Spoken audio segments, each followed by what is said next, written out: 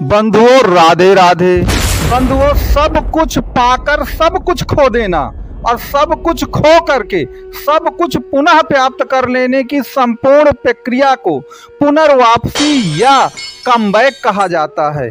तो वही पुनर्वापसी या कमबैक जो है वह आपके जीवन में बिल्कुल आ चुका है।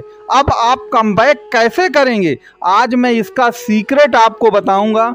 आप पूरे वीडियो को बिल्कुल एकाग्र मन से देखिए, आपको वो सीक्रेट पता चल जाएगा कि वास्तव में आप कमबैक कैसे कर रहे हैं। मित्रों, जैसा कि हमको मालूम है कि बिना नक्षत्रों की सटीक जानकारी के आप सही ज्योतिष का फलित नहीं कर सकते हैं। तो यह आपका सौभाग्य है कि आपकी कुंडली के मकर राशि में चार ग्रह ऐसे हैं जो अपने नक्षत्रों का एक्सचेंज कर रहे हैं आपस में। आप याद रखिएगा, इस समय आपके गुरु जो हैं वह मृगशिरा नक्षत्र में हैं जो कि मंगल का है, और मंगल जानते हैं वह विशाखा नक्षत्र में है। अब यहाँ पर आप समझिएगा कि मंगल जो है विशाखा नक्षत्र अर्थात गुरु के नक्षत्र में है, और गुरु जो है वो मृगशिरा नक्षत्र अर्थात मंगल के नक्षत्र में है। तो आप जानते हैं इसका क्या मतलब है।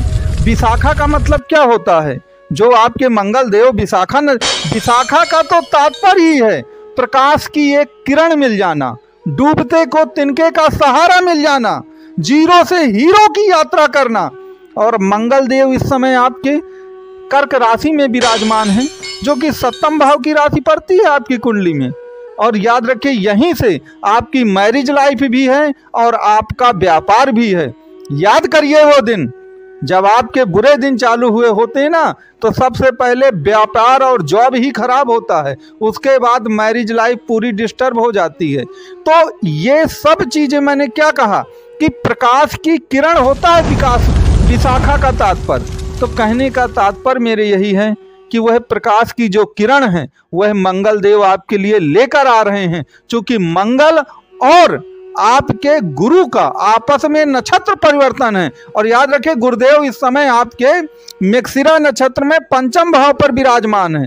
तो पंचम और सप्तम, अब समझ लीजिए, पंचम भाव को हम त्रिकोण कहते हैं और सप्तम भाव को हम केंद्र कहते हैं। तो पंचम और सप्तम के जो नक्षत्र स्वामी हैं उनका आपस में एक्सचेंज हो रहा है, अर्थात पंचम का जो नक्षत्र स्वामी है वो सप्तम में बैठा है और सप्तम का जो नक्षत्र स्वामी है वह पंचम में बैठा है। पंचम भाव में गुरु जो हैं वह मृगशिरा नक्षत्र में हैं, तो मृगशिरा नक्षत्र का स्वामी मंगल होता है, और मंगल जो आपके सप्तम में बैठा है वह कुल मिलाकर के ये याद रखिए विशाखा नक्षत्र का है जो कि गुरु का नक्षत्र है।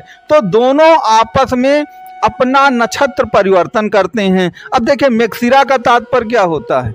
मृग का मतलब तो आप जानते हैं, और शिरा का मतलब उसका सिर।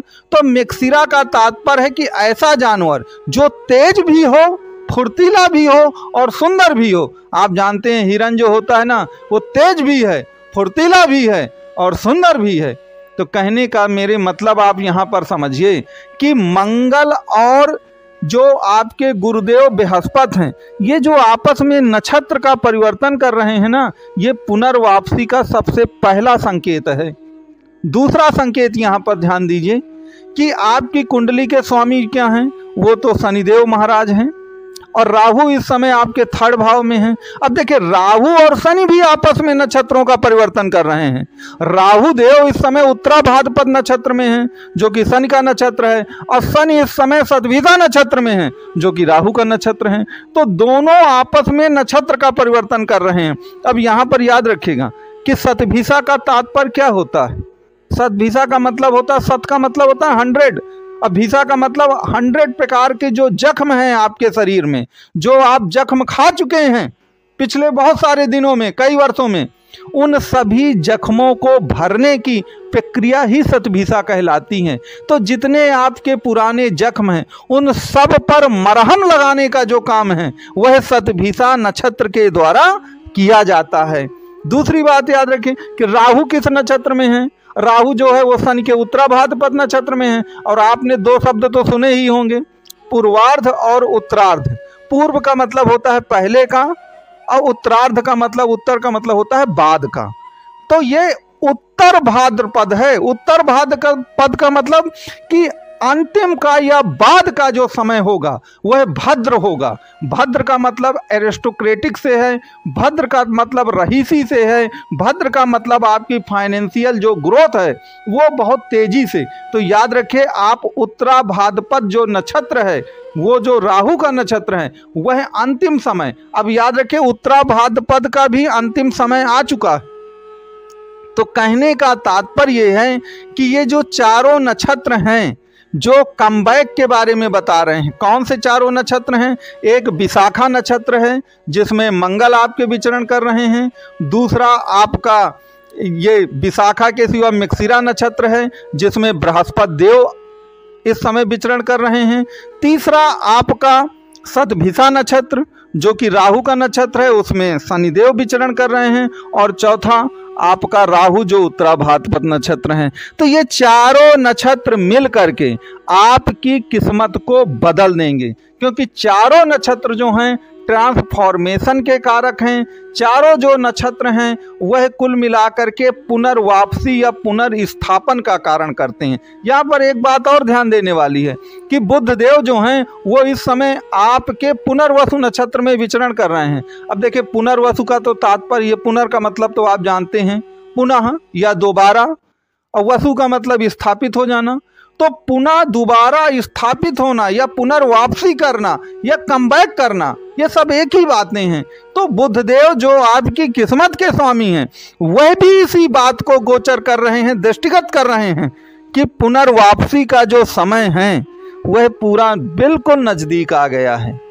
तो ये जो नक्षत्रों के परिवर्तन हो रहे हैं, चाहे मंगल के नक्षत्र में गुरु भगवान हो या गुरु के नक्षत्र में मंगल भगवान हो, इनका आपस में नक्षत्र परिवर्तन हो, चाहे शनि के नक्षत्र पे राहु हो या राहु के नक्षत्र में शनि हो, ये सभी जो संकेत हैं आपके लिए, याद रखिए मैंने क्या कहा कि जो विशाखा है ना, वो प्रकाश की किरण होता है।